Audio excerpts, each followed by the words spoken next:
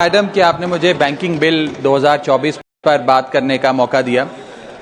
Sir, bank ईंट या cement से बनी किसी इमारत का नाम नहीं है। बैंक सिर्फ किसी स्टील या एल्यूमिनियम से बने एटीएम का नाम नहीं है, और बैंक ना ही एक काउंटर से दूसरे काउंटर पर दौड़ रहे बैंक ग्राहकों की उस दौड़ का नाम है।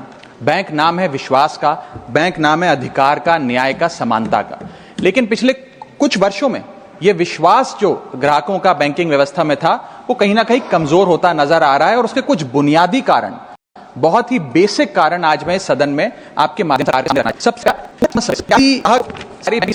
तो मान लीजिए कोई एग्जाम कर रहा है हो जाए जहां पे उखड़ रही से और गेट से भी ज्यादा नंबर यहाँ पर लगता है कि हो गया भाई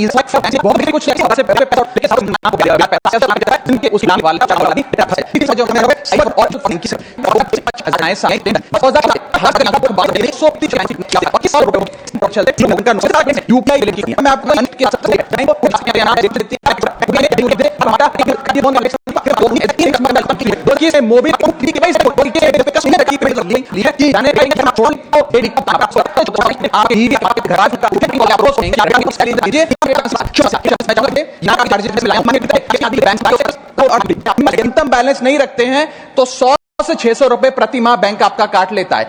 इस चार्ज को लगाने के बाद बैंकों ने वित्तीय वर्ष 22-23 में 3500 करोड़ रुपए मिनिमम बैलेंस पेनल्टी के नाम से लोगों से वसूले हैं मैडम। दूसरा चार्ज, एक्स्ट्रा एटीएम यूजेज। आपको एटीएम ट्रांजैक्शन के लिए 2 से 3 की मोहलत मिलती है, 2 से 3 की इजाजत मिलती है बैंकों द्वारा। अगर आप चौथा पांचवा ट्रांजैक्शन कर लें तो हर ट्रांजैक्शन पे 20 रुपए एटीएम चार्ज आपको देना पड़ता है। इनएक्टिविटी फी 100 से 200 रुपए सालाना। यानी कि अगर बैंक का बहुत ज्यादा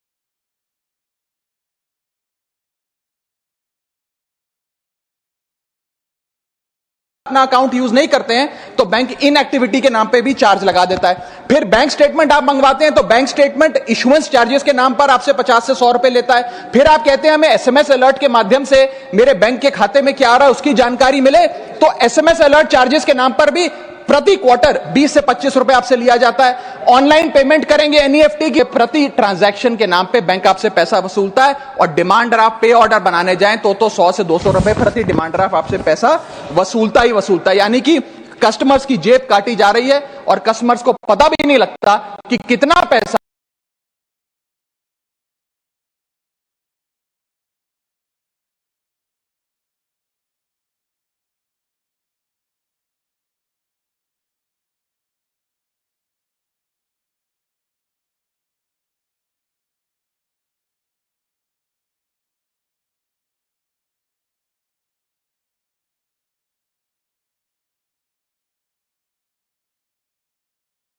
बैंक इन नाना प्रकार के चार्जेस के चलते आम आदमी से वसूल।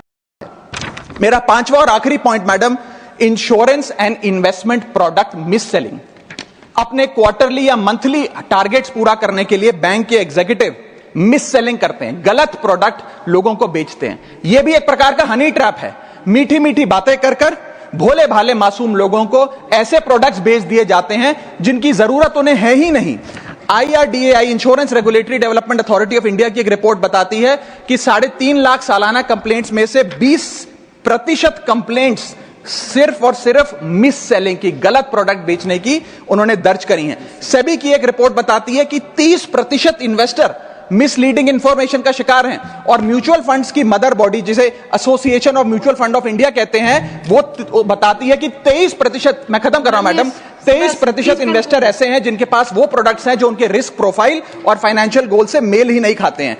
तो मैडम मैं इन सारे जो समस्याएं बताई हैं उसके माध्यम से समाप्त कर रहा हूं। बस इतना ही कहना चाहूंगा कि ये बड़ी बुनियादी समस्याएं हैं जो आज इस देश का एक आम अकाउंट धारक, एक आम आदमी सफर कर रहा है। मैं चाहूंगा माननीय वित्त मंत्री जी इन बुनियादी सुविधाओं का, इन बुनियादी समस्याओं का समाधान दे। बहुत बहुत शुक्रिया।